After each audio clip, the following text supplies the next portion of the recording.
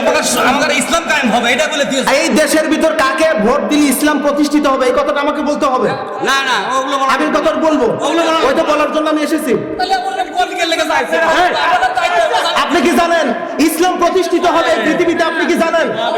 জানেন আপনি? তাহলে সেটা কবে হবে? সেটা কবে হবে? না না না,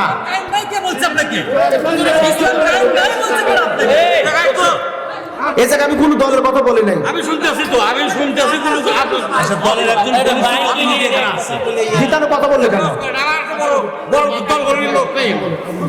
আশ্চর্যকর কথা ভাই। শোনেন একটা কথা বলি। না না, আমি আর কথা বলবো না, আমি আর একটা কথা বলবো না। উনি এসে কালেকশন করুক, কোরআন থেকে আলোচনা হবে। এই আলোচনা করতে গিয়ে কারোর গায়ে লাগতে পারে, কারোর কলিজায় লাগতে পারে, এতে কি কোনো সমস্যা আছে?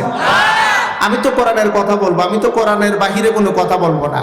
নাকি আপনারা কি কোরআনের কথা শুনতে রাজি আছেন? তো বিগত সালে কথা বলতে পারি নাই, কথা বলতে গেলে আমাদের জিহ্বা টেনে ধরা হয়েছে। ওয়াজ শেষ করতে না করতেই দাদা বাবুরা এসে উপস্থিত। অসংখ্য মাহফিলে আলোচনা করেছি, শেষে ঠিক মতো বিদায় নিতে পারেনি, চোরের মতন পালিয়ে যেতে হয়েছে। এখন কি সেই দিন আছে? এখন খোলা না, এখন স্বাধীন না। আমরা তো আজাদি। ওসমান হাদি শহীদ হয়ে গেল। ওসমান হাদির একটা স্লোগান ছিল, আমরা আজাদি চাই, আমরা পরাধীনতায় থাকতে চাই না, আমরা চাই আজাদি, আমরা গোলামতি আর করতে চাই না। বাংলার জমিনের আবু সাইদ মুগ্ধ, ওসমান হাদি আমাদেরকে এই শিক্ষা দিয়ে গেছে, আর কোনো গোলামতি চলবে না, আর কোনো গোলামতি হবে না। এখন থেকে আজাদি, আমরা স্বাধীন, স্বাধীনভাবে আমরা আল্লাহর কথা বলবো। রাজি আছেন না? মসজিদে ঢুকেছি, নামাজে দাঁড়িয়েছি, পিছন দিক দিয়ে একজন, নাম আমি বলবো না, উনি এসে বলতেছে যে হুজুর যদি আজকে যদি এমন তেমন কথা বলে টেস্ট থেকে নামতে দেওয়া হবে না।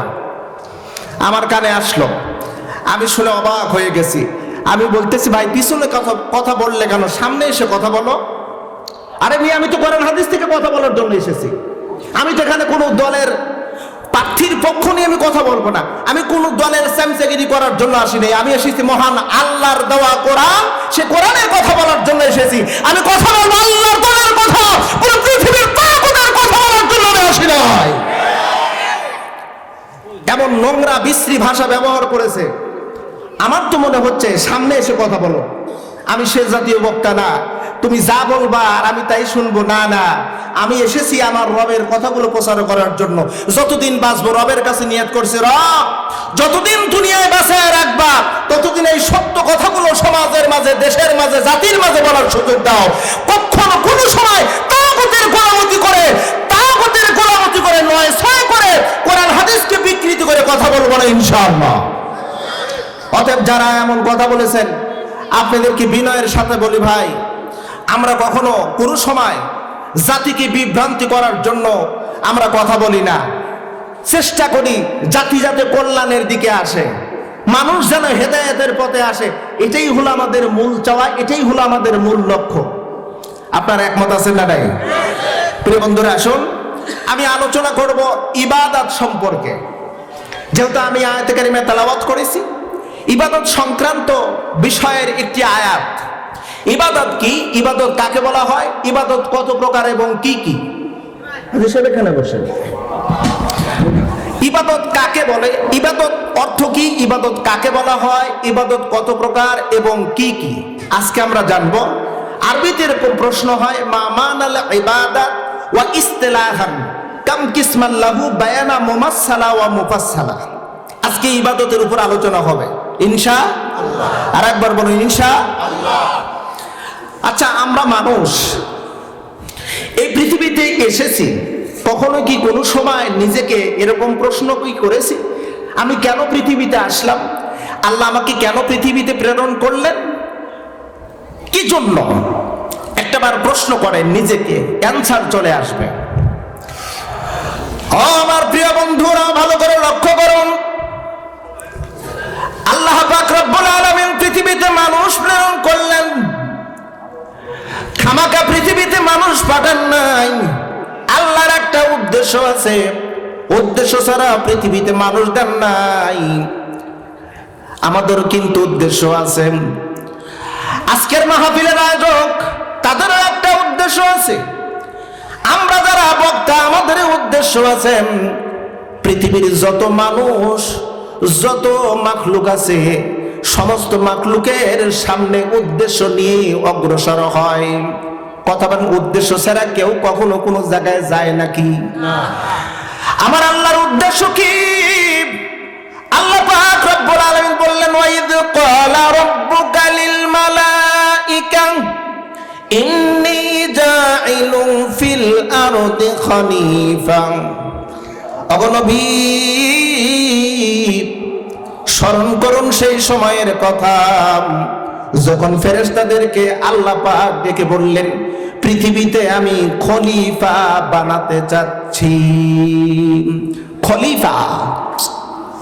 ফেরেশতারা বলল, রব্বুল আলামিন ক্বালু আতাজআলু ফিহা ওয়া মান ইফসিদু ফিহা ওয়া ইয়াসফিকুদ দিমা। আল্লাহ, আপনি কি এমন কিছু বানাতে চান পৃথিবীতে যার জন্য মানুষের মধ্যে ঝগড়া লাগবে, মারামারি লাগবে, দলাদলি হবে, রক্তক্ষয়ী সংঘর্ষ হবে? নাহনু নুসাব্বিহু বিহামদিক। আল্লাহ, আমরাই তো আপনার তাসবিহ তাহলিল জিকির আজকার করতেছি, হযরত খলিফা বানানোর দরকার নাই। আল্লাহ পাক বললেন, আমি যা জানি তোমরা কেউ তা জানো না। খলিফা বানাতে চাচ্ছি, এই কথা আল্লাহ পাক বললেন। খলিফা শব্দের অর্থ হলো প্রতিনিধি। প্রতিনিধি শব্দটাকে যদি সমসাময়িক ভাষার সাথে যদি একটু মিল করি, প্রতিনিধি শব্দের অর্থ হলো নেতা। খলিফা শব্দের অর্থ কি? যারা বুঝেছেন তারা একটু জবান খুলে বলুন, খলিফা শব্দের অর্থ কি? আল্লাহ পাক বলেন, ফেরেশতারা আমি নেতা বানাতে চাই পৃথিবীতে। এটা হলো সর্বপ্রথম কথা। আল্লাহর উদ্দেশ্য পৃথিবীতে খলিফা বানানোর জন্য পৃথিবীতে মানুষ প্রেরণ করেছেন।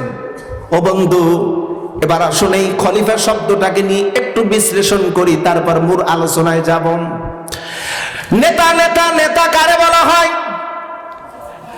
নেতা বলা হয় কোন ব্যক্তির আন্ডারে যদি মানুষগুলো তার কথা মতো চলে, তাকে বলা হয় নেতা। আমি আপনিও কিন্তু নেতা। কেউ হয়তো বা পরিবারের নেতা, কেউ হয়তো বা সমাজের নেতা, কেউ হয়তো বা উপজেলার নেতা, কেউ হয়তো বা দেশের নেতা।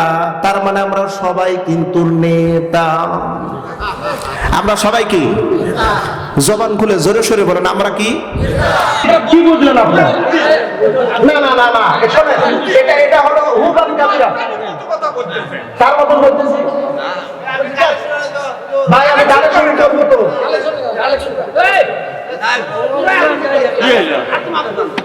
আমি অবাক হয়ে গেছি। না না, ও যদি না বলেন, এখানে যদি বলতাম আমি দলের নাম বলছি, আমাদের ইসলাম কায়েম হবে, এটা বলে দিয়েছে। এই দেশের ভিতর কাকে ভোট দিলে ইসলাম প্রতিষ্ঠিত হবে, এই কথাটা আমাকে বলতে হবে। না না, ওগুলো আমি কথা বলবো, ওই তো বলার জন্য আমি এসেছি। আপনি কি জানেন ইসলাম প্রতিষ্ঠিত হবে পৃথিবীতে? আপনি কি জানেন? জানেন আপনি? তাহলে সেটা কবে হবে? সেটা কবে হবে? না না না,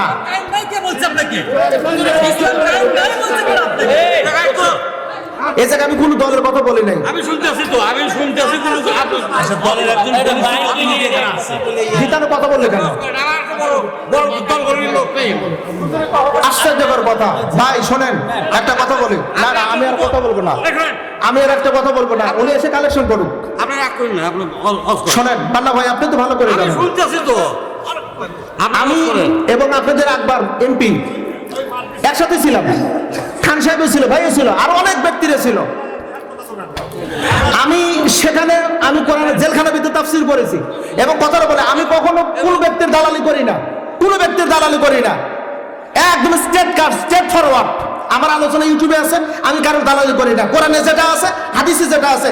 আপনি আমি ইসলাম মাথায় রাখেন ভাই। শোনেন, আমি আপনি ইসলাম, আমরা ইসলাম প্রতিষ্ঠিত করবো। আপনি কি বলেন? এই গ্রামের মানুষ যদি বলে আগামীকাল থেকে গ্রামে কোনো গান বাদ্যযন্ত্র চলবে না, চলতে পারে? কথা বলেন নাকি আপনারা? চলবে না। আপনারা যদি বলেন এই গ্রামের ভিতরে কোনো মেয়েকে যৌতুকের দিয়ে বিয়ে দেওয়া হবে না, আপনারাই পারবেন, কথা বলেন নাকি আপনারা? আমি কি বলছি ভোট দিতে হবে, অমুককে ভোট দিয়ে ইসলাম প্রতিষ্ঠিত করতে হবে, এই কথা বলছি নাকি আমি? আপনি এই করুন তো। তুমি না করতে পারো না না, অবাক হওয়ার কত কথা। আচ্ছা বসেন বসেন, আমি শেষ করে দেবো অল্প সময়ের ভিতরে। হ্যাঁ অল্প সময়ের ভিতরে শেষ করে, আর কথা বলবো না, কথাটা ভালো করে বোঝেন। ভাই প্লিজ অ্যাটেনশন, আমি আর বেশি কথা বলবো না, ওয়াজ আমি শেষ করে দিচ্ছি। এখন চাচা তো ভাই কান্নাকাটি করতেছে, বসেন তো সবাই বসেন, বসেন বসেন, আপনি বসেন বসেন বসেন, প্লিজ অ্যাটেনশন। আপনার মন খারাপ করেন, আমি রাগ করি নাই, উনি হয়তো বোঝেন নাই তাই এরকম বলছে। যুবক এবার অপবাদ দিচ্ছে বানি ইসরায়েলদেরকে, আর বানি ইসরায়েলদের বলতে